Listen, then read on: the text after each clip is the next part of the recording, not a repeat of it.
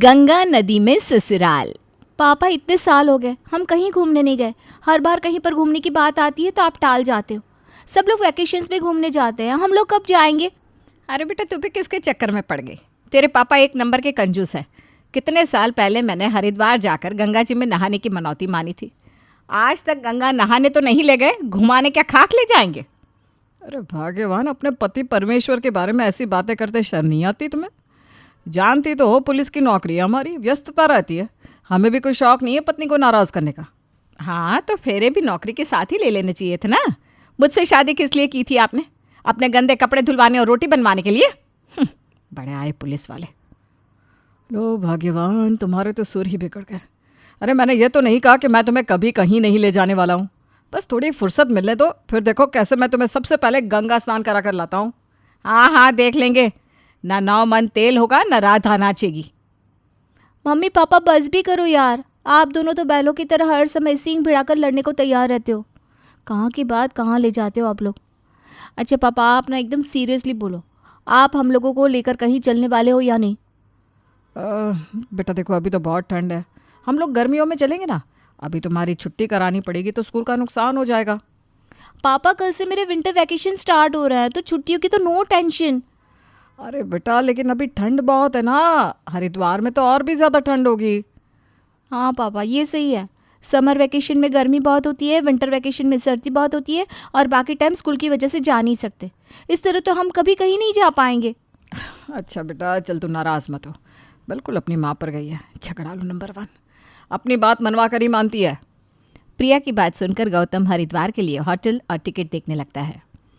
ये देखो भाग्यवान, एक भी ढंग के होटल में रूम नहीं है, सब भरे हुए हैं। टिकट तो मिल रहा है लेकिन स्टे करने के लिए होटल चाहिए कि नहीं, या फिर धर्मशाला में रुक जाओगे तुम? 2-2 बच्चे लेकर मैं धर्मशाला में रुकूंगी? पता नहीं कैसी व्यवस्था होगी, क्या होगा क्या नहीं। रहने दो, बाद में ही चले जाएंगे, शायद हमारे नसीब में ही नहीं है कहीं घूमना।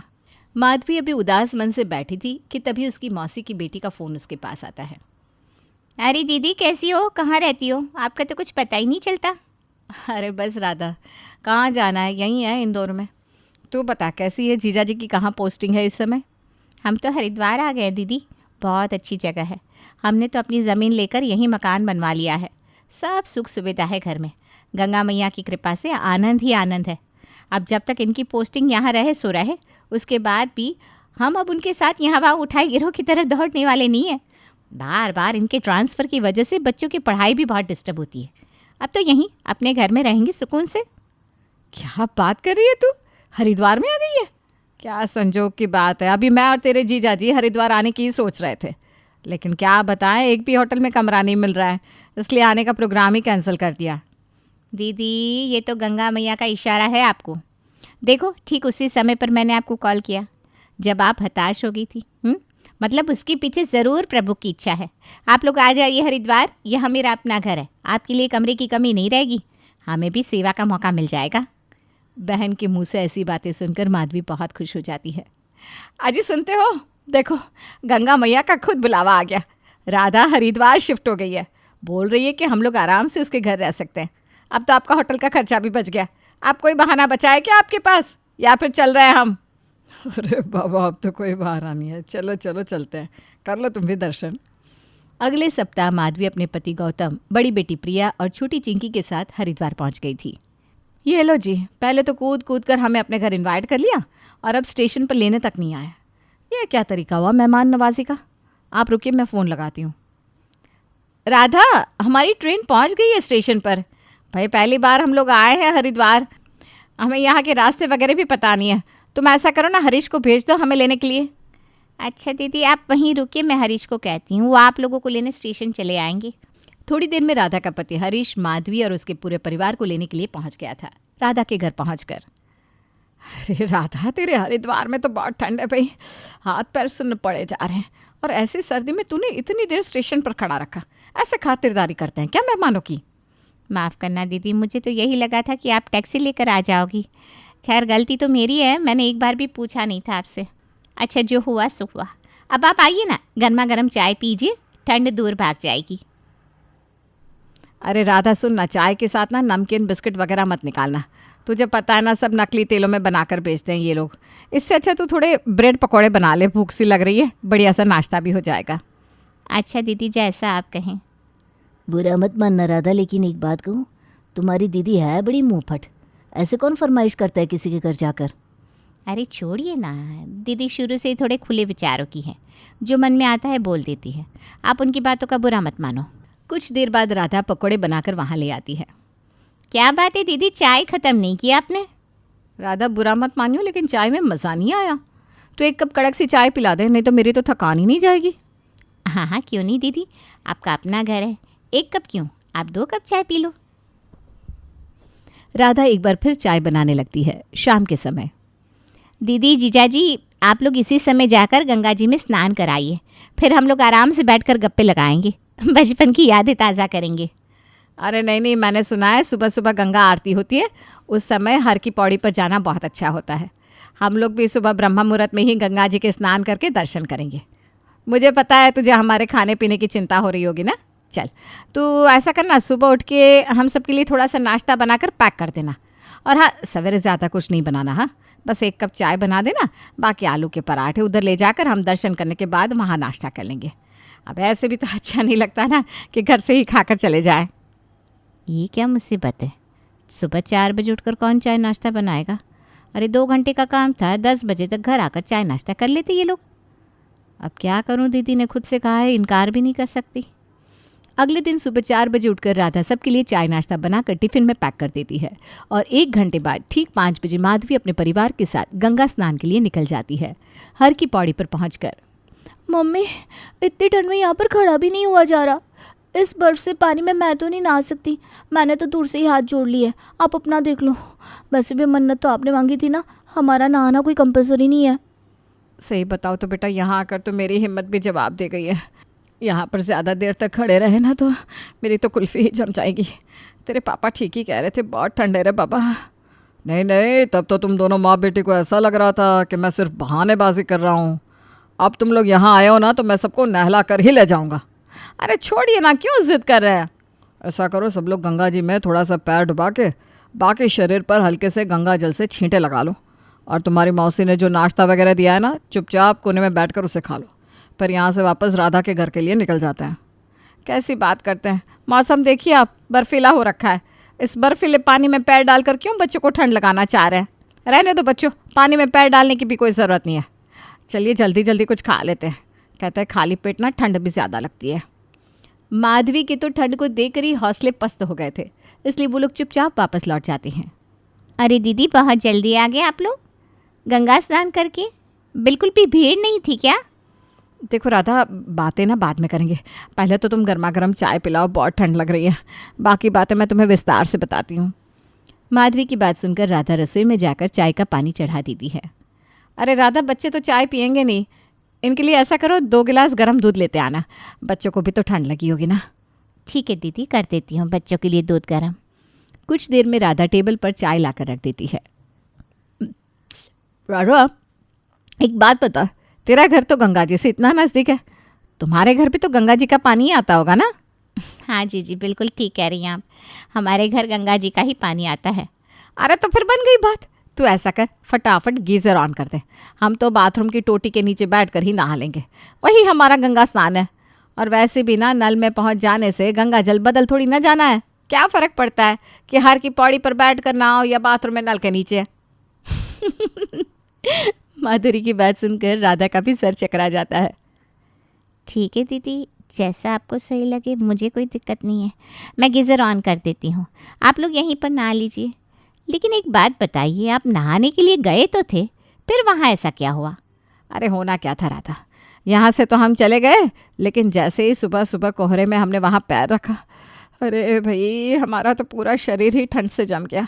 अरे इतनी ठंड कि वहाँ दिमाग ही काम नहीं कर रहा था। बस इसीलिए हम लोग वहाँ से उल्टे पाँव लौट आए। कुछ देर बाद, प्रिया, बिट्टू, आओ दोनों नहा लो, गीज़र में पानी गर्म है। अरे राम राम राम, इतनी ठंड में क्या ज़रूरत है बच्चों को नहलाने की? बिट्टू, प्रिया, तुम दोनों इधर आओ, मैं थोड़ा सा गीज़र से पानी लेकर तुम दोनों के ऊपर गंगा जल से छींट लगा देती हूँ, बस हो गए तुम भी शुद्ध। इसी को अपना गंगा स्नान समझ लेना। इतनी ठंड में ना आकर बच्चे बीमार पड़ जाएंगे। ना बाबा ना, मैं इतना बड़ा रिस्क नहीं ले सकती। माधवी अपने परिवार के साथ गंगा स्नान करके आई थी, लेकिन गंगा स्नान करने के अलावा पूरे 5 दिन से वो राधा के घर जमकर दावत उड़ा रही थी। दिन भर वो खाने की एक से बढ़कर एक फरमाइश करती और बेचारी राधा को मजबूरी में बेमन से ही सही लेकिन खातिरदारी तो करनी पड़ रही थी। किसी तरह 5 दिन के बाद माधवी अपने घर के लिए निकल जाती है। माधवी के जाने के बाद, हरीश 5 दिन में तारे दिखा दिए माधवी दीदी ने तो मुझे। अरे मैं तो कान पकड़ रही हूँ। आज की बात कभी किसी रिश्तेदार को नहीं बताऊंगी कि हम लोगों ने हरिद्वार में मकान ले लिया है, वरना ये हमारा घर की बजाय होटल बन जाएगा। अरे भाई, इतने नखरे तो लोग होटल में भी नहीं दिखाते जितना ये लोग मेरे घर में आकर दिखा रहे थे।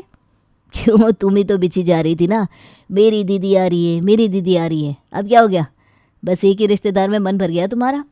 अरे बस मुझसे हाथ जुड़वा लो आप, हो गया मेरा तो। अब किसी के साथ रिश्तेदारी निभाने की मेरी इच्छा ही ख़त्म हो गई है। लेकिन ये सिलसिला इतनी आसानी से ख़त्म थोड़ी ना होने वाला था।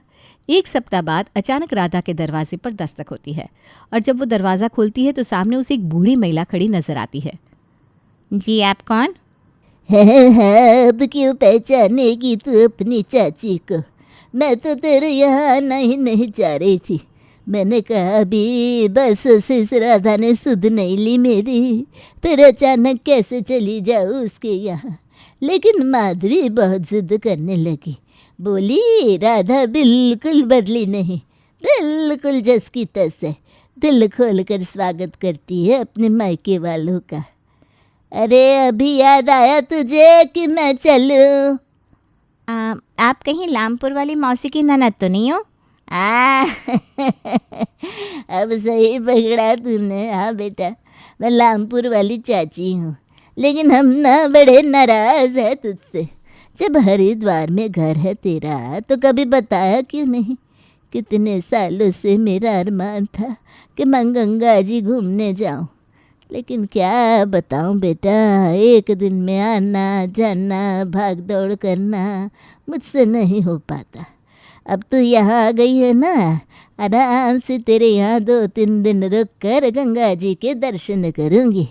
तुझे कोई तकलीफ तो नहीं ना बेटा? अरे नहीं चाची जी, अब आप आ ही गई है तो आराम से रहिए।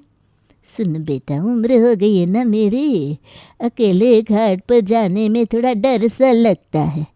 तो ऐसा करना, दामाद जी को कहकर गाड़ी से ही पूरा हरिद्वार घुमा देना हम। और बेटा, बड़े बुजुर्गों की सेवा भी ना सबको नसीब नहीं होती। हाँ चाची जी, बिल्कुल ठीक कह रही हैं आप। ठीक है, आप निश्चिंत रहिए, मैं हरीश से बोलकर आपके हरिद्वार घूमने की व्यवस्था कर देती हूँ। आप बैठिए, तब तक मैं आपके लिए चाय नाश्ते का इंतज़ाम करती हूँ। ये लो, तुम्हारी एक और रिश्तेदार आ गई। अब देखो माधवी, दीदी की खूब खातिरदारी करके तुमने भेजा। अब वो कैसे एक एक करके तुम्हारे हरिद्वार में होने का प्रचार करके सबको भेजती है यहाँ। आगे आगे देखो होता है क्या। चाची जी को आए हुए 6 दिन हो चुके थे। अपनी तरफ से राधा उन्हें लगभग सब कुछ दिखा चुकी थी, लेकिन उसके बाद भी चाची जी तो जाने का नाम ही नहीं ले रही थी। हरीश कुछ करो ना, मैं थक गई हूँ खातिरदारी कर करके। अपना तो मैं कभी कभार एक वक्त का खाना बनाकर दूसरे वक्त भी खा लेती थी, कभी बाहर से खाना मंगवा लेती थी, लेकिन जब से चाची आई है उनके लिए तीनों टाइम अलग अलग खाना बनाना पड़ता है। वैसे तो चाची से हिला डुला नहीं जाता, लेकिन खाने के मामले में उनकी ज़ुबान 1 नंबर की चटोरी है। पता नहीं ये सारे रिश्तेदार मुझसे ही क्यों टकराते हैं। कुछ करके उनको भेजने का जुगाड़ बनाओ ना, मैं बहुत थक गई हूँ। अच्छा जी, तुम्हारे रिश्तेदारों को मैं यहाँ से भगाने का प्रोग्राम क्यों बनाऊँ, ताकि सारी दुनिया में ये खबर फैल जाए कि उनकी बेटी बेचारी कितनी दुखी है, दामाद मुट्ठी में करके रखता है। मैं बुराई क्यों लूँगा, तुम्हारी चाची है, तुम टरकाओ उनको। अरे मुझसे ये सब मैनेज नहीं हो पा रहा है, प्लीज़ हरीश कुछ करो ना। एक तरफ राधा घर के काम कर करके परेशान हो गई थी, दूसरी तरफ हरीश उसे परेशान देखकर खूब मज़े ले रहा था। 3 दिन बाद राधा के बेटे अभिनव का बर्थडे था। घर में खूब चहल पहल थी। राधा और हरीश ने बेटे के बर्थडे की काफ़ी तैयारी की थी। शाम के समय केक कट रहा था कि तभी कुछ औरतों के रोने पिटने की आवाज़ सुनाई देने लगती है। अरे राधा, कौन है ये लोग जो रोते हुए दिखाई दे रहे? तुम जानती हो क्या इन्हें? जबलपुर वाली दीदी के मामी के मौसी के भांजे हैं, लेकिन ये लोग यहाँ क्या कर रहे हैं? और बच्चे के जन्मदिन में रोते हुए कौन आता है? मैं देखती हूँ उन्हें। अरे दीदी, आप लोग यहाँ, और आप लोग ऐसे रो क्यों रहे हैं? मेरे बेटे का जन्मदिन है, ऐसे खुशी के मौके पर रोता कौन है? अरे बिटिया, हम तुम्हारे बेटे के जन्मदिन के लिए नहीं रो रहे हैं। तो फिर क्यों रो रही हैं आप? कुछ हुआ है क्या? अरे राधा, हमारे पिताजी नहीं रहे, बस उन्हीं के अस्थि विसर्जन के लिए आए थे हरिद्वार। वो तो भला हो माधवी का, उसने बताया कि तुम यहीं रहती हो तो तुम्हारे यहाँ चले आए। अब तो रात हो गई है, सवेरे ही अस्थि विसर्जन करके अपने घर निकल जाएंगे। हद हो गई। माना कि ये लोग अस्थि विसर्जन करने आए हैं और उनके मन में काफ़ी दुख भी है, लेकिन फिर भी किसी का फंक्शन इस तरह से खराब करना, ये कौन सा तरीका हुआ राधा? कम से कम देख तो लेना चाहिए कैसे मौके पर आए ये लोग और कैसी हरकतें कर रहे हैं। और हमने बता दिया कि बच्चे का बर्थडे है, उसके बाद भी इनका रोना पिटना बंद ही नहीं हो रहा। मुझे भी बहुत बुरा लग रहा है हरीश। मनहूसियत फैला दी इन लोगों ने बच्चे के जन्मदिन पर। अरे हम लोगों ने कितनी तैयारी की थी, सोचा था धूमधाम से बेटे का बर्थडे मनाएंगे, और इन्होंने पूरा सत्यानाश करके रख दिया। आज की घटना के बाद राधा बहुत ज़्यादा परेशान हो गई थी। देखो राधा, मैं जानता हूँ तुमने बहुत अरमानों के साथ ये मकान बनवाया था। तुम यही चाहती थी कि अब रोज़ रोज़ का सामान लेकर यहाँ से वहाँ भागने का झंझट खत्म हो और तुम एक जगह रहकर बच्चों की पढ़ाई पर फोकस कर सको। मेरी बात मानो तो अब बस एक ही तरीका है इस मुसीबत से छुटकारा पाने का। 6 महीने में मेरा ट्रांसफ़र होने वाला है यहाँ से। अब अगर रिश्तेदारों से अपनी जान छुड़ाना चाहती हो तो तुम भी हमारे साथ अम्बाला चलो, वरना जीवन भर ऐसे हरिद्वार घूमने के नाम पर लोग यहाँ आते रहेंगे और हमारा जीना मुश्किल करते रहेंगे। राधा को पति की बात ठीक लग रही थी, इसलिए कुछ दिनों में वो हरिद्वार छोड़कर हमेशा के लिए अम्बाला शिफ्ट हो जाती है। और इस तरह गंगा नदी में ससुराल होने का राधा को बहुत भारी खामियाजा उठाना पड़ता है।